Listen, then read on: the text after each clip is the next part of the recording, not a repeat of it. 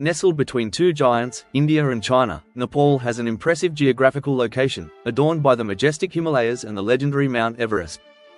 Not only is Nepal a paradise of breathtaking landscapes, it is also a melting pot of cultures and ethnicities, creating a unique picture in the region. However, behind that peaceful beauty lies a turbulent royal history. A horrifying event occurred that not only shocked Nepal but also shocked the world, the Royal Massacre, when the entire royal family was murdered on one fateful night. This tragedy not only put an end to the centuries-long monarchy but also opened a period of instability in history, putting Nepal on the path of transition from monarchy to democracy. What really happened that terrible night? Was it a dark political plot, a sudden outburst of anger, or a mysterious curse that has haunted the royal family for generations? To understand this tragedy, we need to go back to 2001, when Nepal was still a constitutional monarchy. The king at the time, Birendra Bir Bikram Shah, was seen as a symbol of national unity and was revered by his subjects. He, Queen Aishwarya, and their three children, Crown Prince Dipendra, Princess Shruti, and Prince Narayan, lived in the majestic Narayan Hiti Palace in Kathmandu. The Nepalese royal family, the Shah family, has ruled the country for centuries, starting with King Mahendra. After succeeding in 1972, King Birendra continued to implement many policies aimed at unifying the ethnic minorities and consolidating Nepal as the world's only Hindu kingdom. More than 80% of Nepal's population is Hindu, which creates a cultural identity different from neighboring countries. In the midst of that seemingly peaceful scene, one fateful night changed everything. On June 1, 2001, as usual, about 20 members of the royal family gathered for a traditional dinner party at the palace. This was a private family time, with no outsiders present. Guards were stationed outside, dozens of meters away from the banquet hall, and were only allowed to enter when ordered. Inside, conversations were lively, wine shimmered under the magnificent chandeliers. Crown Prince Dipendra was the one who arrived late. When he entered the room, he seemed to have drunk quite a lot of alcohol. Not only that, he also brazenly smoked a type of Nepalese cigarette that was said to contain marijuana mixed with an unknown substance. The party initially proceeded as normal, until Dipendra began to act out of control, causing the atmosphere to become tense. His younger brother, Prince Narayan, was forced to escort him to his room. Before leaving the banquet hall, Dipendra made 3 calls to his girlfriend, Devyani Rana. On the last call, his voice was muffled and vague, before ending with a meaningful statement, "I'm going to bed." But instead of resting, Dipendra changed into his military uniform, took out 3 guns, an M16 and 2 pistols. As he descended the stairs, no one in the palace noticed, as everyone knew about the Crown Prince's passion for guns. The tragedy began when Dipendra pushed open the door and walked straight into the banquet hall, straight in front of King Birendra.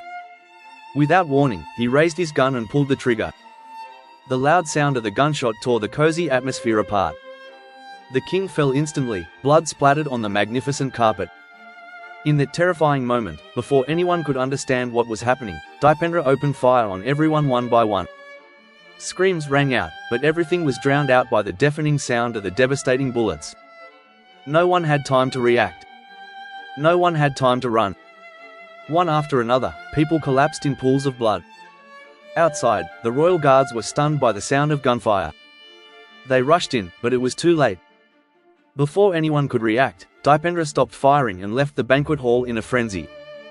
He rushed towards the garden, where Queen Aishwarya was desperately trying to escape. In a state of utter panic, Prince Narayan, the Crown Prince's youngest brother, rushed forward, pleading with him to spare their mother's life. But his pleas were cut short by the cold sound of gunfire. In an instant, both Queen Aishwarya and Prince Narayan were murdered on the spot. Dipendra did not stop there, but returned to the banquet hall, where the survivors were stunned in utter horror. His mad rampage was not over yet. Of King Birendra's 5 siblings, 2 elder sisters had died at the banquet. The youngest sister, though severely injured, had survived. One of the king's 2 younger brothers was absent due to work, while the other, who was present at the banquet, also fell into Dipendra's sights. Standing in the midst of the bloody scene, he bravely faced the murderer and said, "You have committed too many crimes, put down your gun." But his plea was met with a cold bullet straight into his chest, ending his life instantly. According to survivors, Dipendra was almost emotionless throughout the rampage. Except for the moment he approached his parents before pulling the trigger, he did not hesitate. The shots were fired in a cruel, soulless manner, taking the lives of 8 members of the royal family, including King Birendra, Queen Aishwarya, the king's 2 sisters and the husband of one of them, the king's 3 children, and a youngest brother. In addition, 4 others were seriously injured. In just a few minutes, the Nepalese royal family was almost wiped out. Crown Prince Dipendra did not die immediately. He was taken to the hospital in a deep coma, unconscious but still breathing. Meanwhile, the Nepalese throne fell into a chaotic power vacuum. According to the rules of royal succession, the Council of State immediately declared Dipendra the new king, despite the fact that he was lying motionless and had massacred his entire family. The decision was announced shortly after King Birendra's death was confirmed. Of King Birendra's remaining brothers, only Prince Gyanendra, the king's second brother, was lucky to escape unharmed, having been absent from the fateful banquet. He was on a business trip to a remote nature reserve when the tragedy occurred. When he received the bad news, he immediately returned to the capital Kathmandu. While Dipendra remained in a coma, the Council of State appointed Gyanendra as regent as the new king's uncle. The massacre quickly became shrouded in mystery. The eerie silence from the palace after the shots raised countless questions. It took hours for information about the tragedy to be revealed to the public and the press. The situation became even more chaotic when the Prime Minister initially declared it an accident, sparking public anger and disbelief. An official investigation was launched shortly after, lasting just a week. The final report confirmed that Dipendra was the killer. But amid the ensuing mystery, one important question remains unanswered. What was the real motive for this horrific massacre? Why would a man expected to inherit the throne so ruthlessly massacre his own family, and then take his own life? To answer this question, an inquiry committee hypothesized that the tragedy began 6 years earlier, in 1995, the year Prince Dipendra left Nepal to study at Eton College, one of the oldest and most prestigious schools in England. This is the school that has educated many princes, princesses, and people who have gone on to become leaders of countries. During his free and easy years in England, Dipendra met and fell in love with Devyani Rana, the daughter of a powerful politician in Nepal. Although not of royal blood, Devyani came from one of the most powerful and influential families in the country. Their love blossomed intensely, quickly like a whirlwind, drawing the two into a seemingly inseparable relationship. Devyani had all the qualities to become an ideal partner for the young crown prince, but their beautiful love was met with fierce opposition from Queen Aishwarya. The reason lay not only in the gap in social status but also in the deep historical feud between the Shah and Rana families. To understand the source of this conflict, we need to go back to 1846, the time when young Bahadur Rana, an ambitious army commander, staged a bloody massacre right in the royal palace. After killing dozens of members of the royal family, he took complete control of the court, turning the king into a puppet.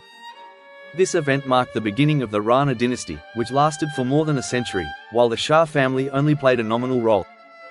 The Rana rule ended in 1951 when King Tribhuvan, Dipendra's grandfather, returned to power with the support of India. Although times have changed, the historical wounds between the two families have never been healed. And now, Devyani Rana, a daughter of the Rana clan, has unwittingly become the focus of this feud. As the mother of the future king, Queen Aishwarya cannot accept a daughter-in-law from the Rana clan. She fears that if Dipendra ascends the throne, Devyani will become the Queen of Nepal, a prospect she never wants to see. For the Queen, this would not only damage the Shah family's reputation but could also lead to deep political conflicts in the future. She wants her son to marry someone of her choosing, someone who can strengthen the stability of the dynasty. King Birendra also strongly objected, even threatening to strip Dipendra of his crown prince status if he did not end the relationship. But despite all the pressure, the prince remained steadfast. If he had to marry, it could only be to Devyani Rana. More notably, not only the Queen opposed the marriage, but even Devyani's family did not support it. Although marrying the prince would make Devyani the Queen of Nepal, the Rana family did not see it as a promotion. In fact, they were much richer than the Nepalese royal family. Devyani's mother even expressed her dissatisfaction, believing that her daughter should not lower herself by marrying a member of a royal family that had lost its real power and was increasingly weakened. For nearly a decade, the love between Dipendra and Devyani Rana continued quietly but torn between family pressures and royal traditions. And then, like a fire that had been suppressed for too long, it all exploded into an unexpected tragedy. Although the royal family feud had been simmering for years, in 2001, tensions between King Birendra, Queen Aishwarya, and Crown Prince Dipendra reached a boiling point, pushing the Nepalese royal family to the brink of collapse. Just days before the tragedy, according to multiple sources, King Birendra and the Queen had issued a cruel ultimatum: either the crown prince would marry a woman of their choice, maintain a secret relationship with Devyani, or abdicate the throne, leaving the succession to his younger brother, Prince Narayan. There was no room for compromise. Dipendra was cornered. But his intense love for Devyani would not allow him to give up easily. As the crown prince's 30th birthday approached, Queen Aishwarya continued to apply pressure. Not only did she force her son to choose between the two candidates she had arranged, but she also skillfully manipulated public opinion. An article was published, openly questioning why the crown prince had not yet married. It ended with a hopeful appeal, encouraging the Nepalese people to look forward to a royal wedding. But just a few days later, that hope was dashed by a horrific tragedy that shook the country. Many believe that the article was the last straw, pushing Dipendra to make this devastating decision. However, the pressure to marry was not the only factor that sparked the tragedy. Another underlying cause was the political disagreements between the crown prince and King Birendra. Nepal had been through a long period of political turmoil. In 1959, Dipendra's grandfather, King Mahendra, promulgated a new constitution and held the first democratic elections in Nepal's history. But just a year later, he dissolved parliament, ending the fledgling democracy and reinstating an absolute monarchy. When King Mahendra died, King Birendra ascended the throne, and although he held absolute power, he chose to continue the path of reform. In 1990, he abolished the absolute monarchy, allowed the formation of political parties and held free elections, creating conditions for democracy to develop.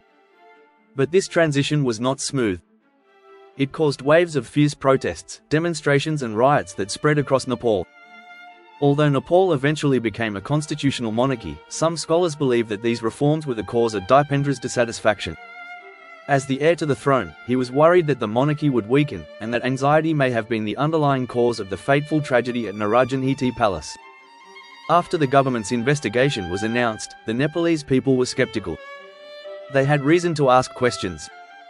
How could Dipendra, an intelligent man who loved his family, have the heart to kill his relatives just because of a love affair? Furthermore, there are too many details that have yet to be clarified: the results of the forensic examination, the trajectory of the bullet, the toxicology report. Why did such an important investigation take only a week? This further fuels speculation that the truth is being hidden. However, the mystery of that fateful night will probably remain buried forever. Dipendra never regained consciousness to explain his actions. After 3 days in a coma, he breathed his last, taking with him unanswered secrets. Several other theories have also been put forward. Some believe that the perpetrator of the massacre was not Dipendra, but an assassination campaign orchestrated by foreign intelligence agencies, aiming to change the political situation in Nepal. Many rumors have pointed to India and the United States, but no concrete evidence has been found. Another theory, colder but also weighty: this was not a simple massacre, but a meticulously planned royal purge. But who was behind it? And what was the real motive? Perhaps, the answer has been buried forever with the Nepalese royal family. That fateful night remains one of the greatest mysteries in Nepalese history, and one of the most dubious theories revolves around Prince Gyanendra, the younger brother of King Birendra, and his son, Prince Paras. According to many speculations, the massacre may have been planned to seize the throne.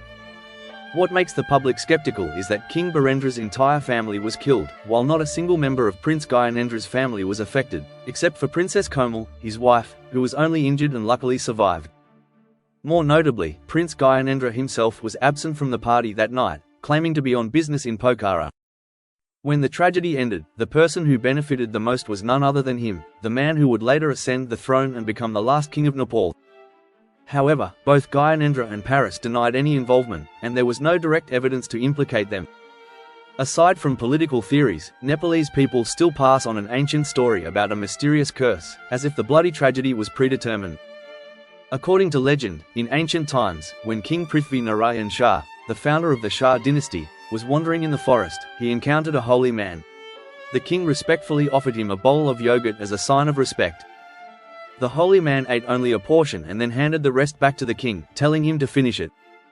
However, the king hesitated, not wanting to eat the leftovers, and poured the bowl of yogurt on the ground. A few drops of yogurt accidentally splashed on his feet. Witnessing this scene, the holy man was extremely angry and cursed that the Shah dynasty would only last for 10 generations, and the 11th king would be the last. The curse seemed to have come true. After King Birendra, the 10th king of the Shah dynasty, passed away, the throne was passed to Prince Gyanendra. But the 11th king's reign began in doubt and discontent. In contrast to King Birendra's image as a gentle, democratic leader, Gyanendra chose a different path, one of deep political intervention. Within 4 years of ascending the throne, he replaced 3 prime ministers, dismissed the government, arrested politicians and journalists, and clamped down on the media. These moves plunged Nepal into an unprecedented spiral of protests and riots. Growing public pressure forced Gyanendra to give in and declare that power would be returned to the people. But by the time he made this decision, it seemed too late. The protests not only did not cool down but also spread, with the only demand: the monarchy must be completely abolished. In May 2008, in a historic vote, the Nepalese parliament officially deposed Gyanendra, ending the centuries-old monarchy and ending the Shah dynasty after more than 200 years of reign. Since the shocking royal massacre, the last king of Nepal has left the palace and returned to the life of a commoner. This development has further convinced many Nepalese of the ancient curse that has existed for centuries. Many people cannot help but think that if that bloody tragedy had not happened that night, perhaps their country would still be led by King Birendra or Crown Prince Dipendra, people who were popular with the people and always aimed at a peaceful and prosperous Nepal. The horrific massacre in 2001 was not only the end of the Nepalese monarchy, but also a testament to the deep rift within the royal family. The regime itself was not at fault. Personal conflicts were the real cause that pushed Nepal onto the path of change. While the people still have absolute respect for King Birendra, they have never accepted Prince Gyanendra. However, since Nepal became a republic in 2008, the country has not only become less stable but has also sunk deeper into a spiral of political instability. As of 2024, in just 16 years, Nepal has gone through 13 governments, a number that reflects the chaos of the political system. Corruption is rife, the economy is in shambles, and politicians are constantly jostling for power at the expense of the people.